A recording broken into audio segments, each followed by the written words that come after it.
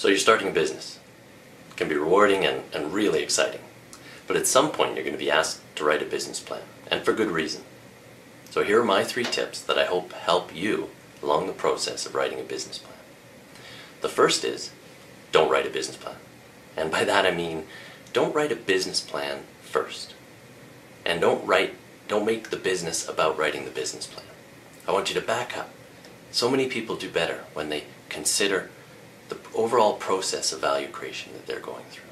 Now don't get me wrong, a business plan is important. You're going to need it. In fact, it's very helpful for focusing, getting your thoughts on paper, and getting down to what it is you're really talking about. It's also helpful if you're trying to raise money, of course, either through equity or through loans. Taking a business plan to the bank is one of the most common first steps for a business. And it's also important if you're trying to build a business case to get a partner on side. You need the contents of the business plan to make that happen. But so many people lock themselves into a room with the internet once they have an idea, and they just start writing. And that isn't the way to do it. Downloading a template, filling in the blanks is not the way to go. Think of it more as dynamically developing a business model, being out there, talking to people who are involved in the business, from customers to suppliers and other people in the value chain, other stakeholders, people who care, and making that business go. And that at any point in time, you could sit down and write a business plan from what you have.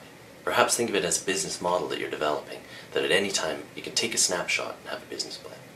So my first tip is, don't write a business plan at least first, and not unless it's part of a broader process of you seeking out how to create that value. My second tip is to go back to basics on the idea. And perhaps the best way to explain this is, if I ask you to imagine going into different companies, even ones that you really like, have a lot of respect for, and asking 5 simple questions. Who are you? What are you offering? Who are you offering it to? Why do they care? And sometimes it matters, do you have any core underlying critical technology, differentiating technology? Now ask those 5 questions of 5 different people in a company, and very often, way too often, you get 5 different answers. So my second piece of advice is go back to basics on the idea. And the elements of an idea are those. Who are you? In other words, your team. What are you offering? In other words, what's your product, service, or experience? Who are you offering it to? Who's your customer? Or your partner that you're aiming to target here? And why do they care? In other words, what's the value proposition? And as I mentioned, sometimes there is a piece about, is there any underlying core technology? But make sure you've got those nailed. And make sure, no matter who you run it by, everybody believes that those make up an idea that is feasible for your team to pull off and highly impactful for the group that you're trying to have impact on. So that's my second, is go back to basics on the idea.